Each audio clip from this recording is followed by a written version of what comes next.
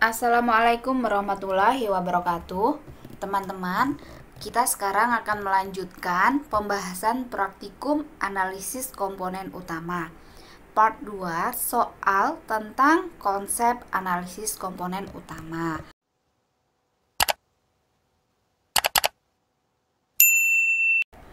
Nah, misalkan kita punya soal seperti ini.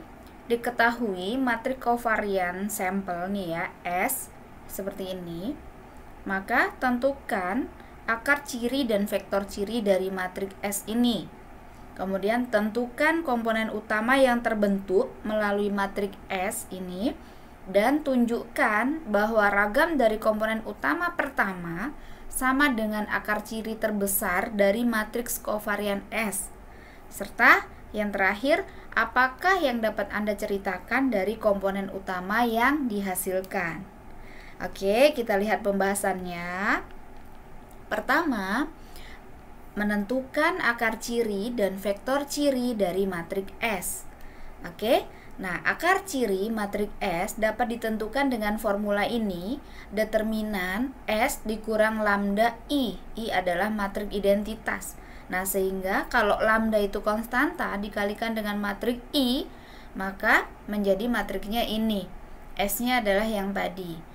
Nah, kemudian ini setelah dikurangkan menjadi seperti ini persamaannya, lalu dicari determinannya dan ini disama dengankan 0. Nah, setelah diuraikan diperoleh hasilnya seperti ini. Nah, kalau sudah seperti ini langsung saja kita faktorkan ya. Sebenarnya ini sebelumnya diperoleh persamaan polinom berpangkat 3, ya kan?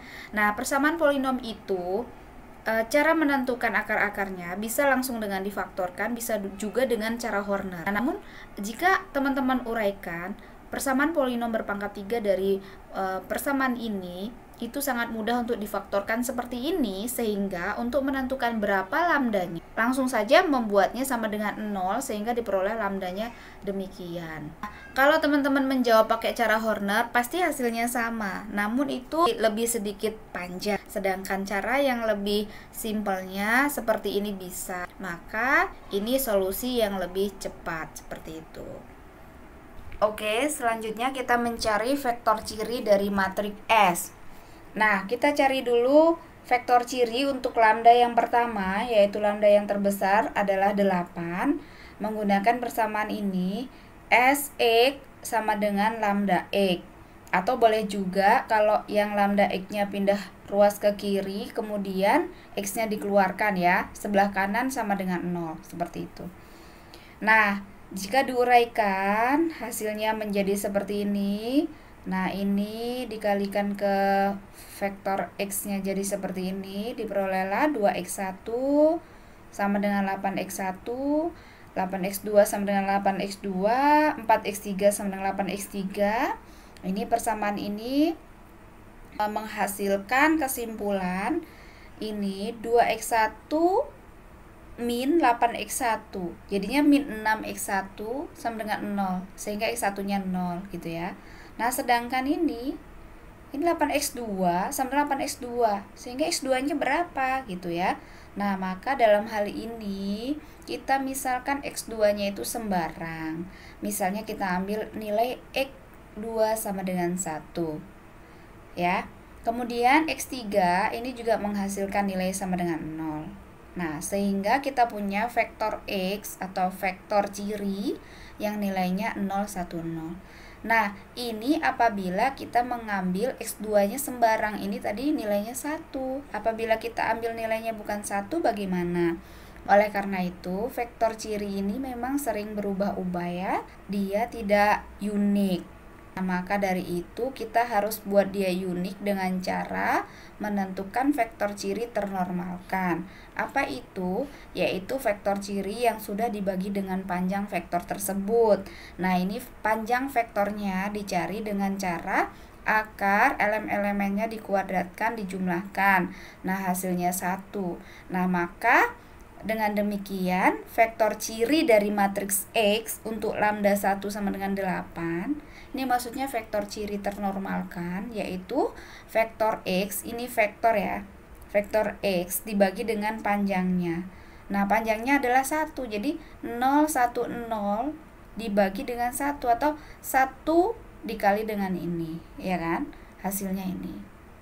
Oleh karena itu, inilah vektor ciri ternormalkan dari si matriks S untuk lambda 1 sama dengan 8. Seperti itu. Nah, kalau misalnya cukup sampai di sini berhenti gitu saja. Oh, vektor cirinya ini. Ya boleh saja, itu vektor ciri yang masih belum unik gitu ya. Kebetulan ini nilainya sama. Namun teman-teman mungkin bisa coba untuk matriks yang lain, bisa jadi antara vektor ciri yang diperoleh dari sini itu akan berbeda dengan vektor ciri yang ternormalkan. Dengan cara yang sama, untuk lambda yang kedua dan lambda yang ketiga akan diperoleh vektor ciri seperti ini. Ya, jadi lambda 2 sama dengan 4 menghasilkan vektor ciri 0, 0, 1. Lambda 3 sama dengan 2 menghasilkan vektor ciri 1, 0, 0. Demikian ya. Selanjutnya, pertanyaan yang B.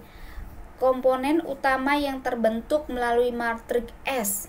Nah, seperti apa sih komponen utama yang terbentuk melalui matriks S? Nah, maksud pertanyaannya adalah begitu. Nah, kita tahu komponen utama itu adalah kombinasi linear dari peubah asal, yaitu dari X. Maka KU1 itu dibentuk dari vektor ciri yang pertama, ya kan? Vektor ciri pertama, yaitu A1 aksen kali X. Ini menjadi nilainya adalah X2. Jadi KU1 itu sama dengan X2. Dan KU2 setelah dicari sama dengan X3. Sedangkan KU3 itu sama dengan X1. Teman-teman coba perhatikan. Pada kasus ini ternyata komponen utama itu mewakili masing-masing peubah itu sendiri. Iya kan? Seharusnya komponen utama kan mengakomodir atau melibatkan seluruh XX-nya, ya enggak? Nah, tapi ternyata di sini komponen utama yang terbentuk itu mewakili masing-masing peubah asalnya. Gitu. Kenapa? Nah, kita simpulkan. Komponen utama yang terbentuk itu 3KU. Karena masing-masing peubah tidak saling berkorelasi. Sehingga masing-masing peubah diwakili oleh 1KU. Dari mana kita tahu peubahnya tidak saling berkorelasi? Teman-teman lihat struktur matriks kovariannya tadi, yaitu matriks diagonal, ya kan? Jadi yang di luar diagonal itu kan 0. Itu menunjukkan bahwa korelasi antar peubahnya 0.